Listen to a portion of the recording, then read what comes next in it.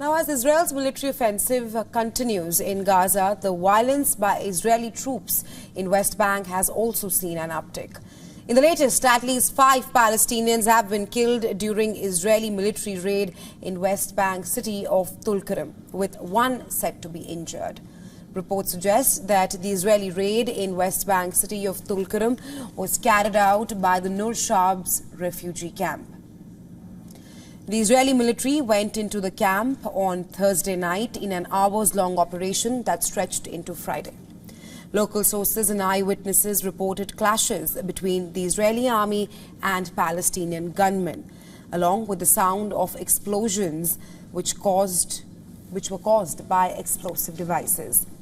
While earlier in the day, bulldozers were seen moving on roads and causing damages to the road surfaces and pavements. According to reports, ambulances were still barred from reaching the raid scenes due to provide medical help to those in need. This is the first raid in which we have been prevented from entering the camp from the beginning of the raid until now. We have volunteer medical teams inside the Nur Shams camp, and among them, some young men were injured, including a young man who was going to deal with one of the martyrs. He was shot and wounded in the foot, resulting in many bone fractures. What happened is that we were informed that there are several casualties in the camp during the raid, but the Israeli army prevented us from entering. But we took the risk and headed there to evacuate a colleague of ours who was injured in the leg and has an open fracture. We tried to approach it, but they prevented us and searched the ambulances and asked us to return.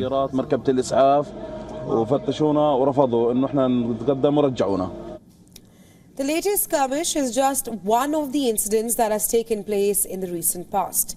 The West Bank, which Israel has occupied since 1967, has seen a surge in violence in the past year, particularly since Israel's war in Gaza erupted in the month of October last year. On the other hand, the US and EU have imposed more sanctions on Israeli settlers engaged in violence against Palestinians in the West Bank. The European Union has announced new sanctions against 4 Israeli settlers. This includes 2 listed entities. In a statement, the EU Council listed sanctions on Lehava, a radical right-wing Jewish group, and Hilltop Youth. Then sanctions were also imposed on 2 leading figures of Hilltop Youth. Separately, Israel's longtime ally, the US, has said that it was adding Ben-Zion Gopstein, the founder and leader of Lehava, to its own blacklist. Washington has also imposed sanctions on 2 groups involved in raising tens of thousands of dollars for settlers, Yunon Levy and David Chai Shazdai, who were targeted in its earlier sanctions. Previously, the US sanctioned 5 settlers and 2 unauthorized outposts in the West Bank in 2 rounds of sanctions.